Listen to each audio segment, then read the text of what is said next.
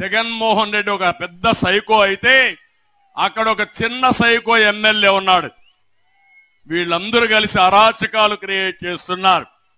నిన్ననే నేను చూశాను అనంతపూర్లో ఎంత దారుణం అంటే ఒక మహిళ వితంతు ఒక అబ్బాయి ఉన్నాడు.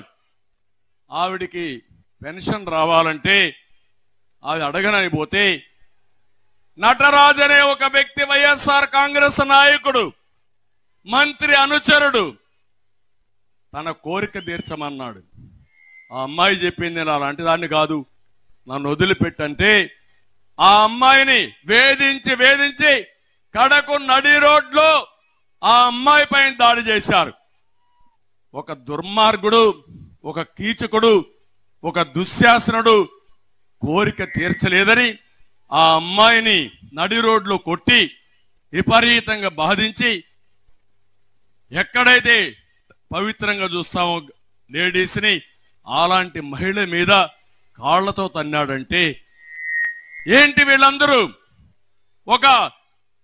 ఓసారి అనిపిస్తుంది ఆంబోతులు మారిగా తయారయ్యారు, ఊరి మీద పడ్డారు.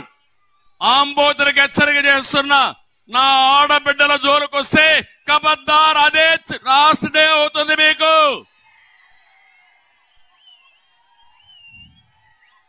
సిగ్గుందా ముఖ్యమంత్రిని అడుగుతున్నా, నువ్వు సైకో అవునా కాదని అడుగుతున్నా. అంటే ఎక్కడికి పోతున్నాం ఈ రాష్ట్రంలో? నిన్ననే ఒక సీనియర్ నాయకుడు కన్నా లక్ష్మీనారాయణ నియోజకవర్గానికి పోతే అక్కడ ఒక సైకో ఉన్నాడు, ఆంబోత రాంబాబు. ఆయన మీద దాడి చేస్తాడు.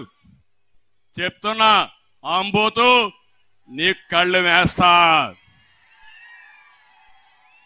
వదిలిపెట్టాం, వడ్డీతో సహా చెల్లిస్తా, కబద్దార్ జాగ్రత్తగా ఉండమని హెచ్చరిస్తున్నా. ఈ రాజమహేంద్రవరం నుంచి గర్జిస్తున్నా. ఇంకొక పక్క నిన్ననే మీరు చూశారు, తిరుగుబాటు ప్రారంభమైంది వైఎస్ఆర్ కాంగ్రెస్ పార్టీలో. తమ్ముళ్ళు ఇప్పుడు వాళ్ళు చూస్తామంటే